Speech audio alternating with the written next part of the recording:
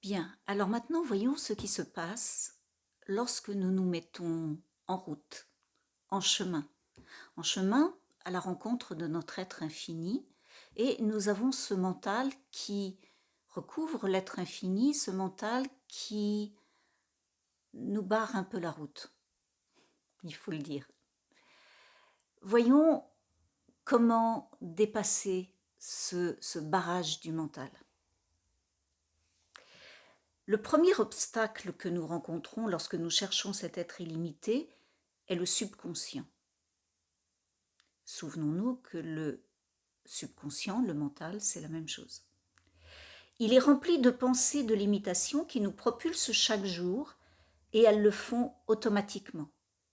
Nous avons rendu ces habitudes de pensée subconscientes tellement fortes que même lorsque nous reconnaissons la direction dans laquelle nous voulons aller, elles continuent de nous diriger pendant encore quelque temps, parfois plusieurs vies, jusqu'à ce que l'on finisse par s'en libérer.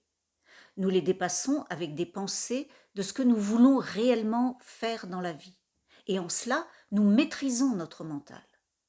Nous le faisons en contrôlant et en éliminant les pensées jusqu'à ce que notre comportement soit déterminé seulement par les pensées que nous voulons. Alors, nous sommes dans une position où nous pouvons agir sur notre mental.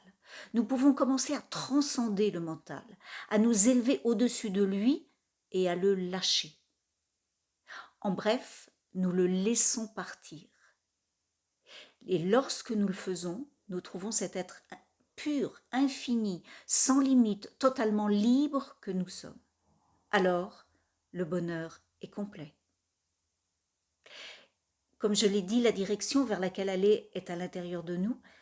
En cherchant et en méditant pour calmer suffisamment le mental, pour voir l'être infini que nous sommes, la première étape, c'est de devenir conscient du fait que nous maîtrisons la matière et la matière inclut le corps.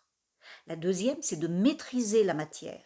Et lorsque nous maîtrisons réellement le mental, nous pouvons le laisser partir et agir depuis le royaume de l'omniscience, depuis le royaume de la connaissance.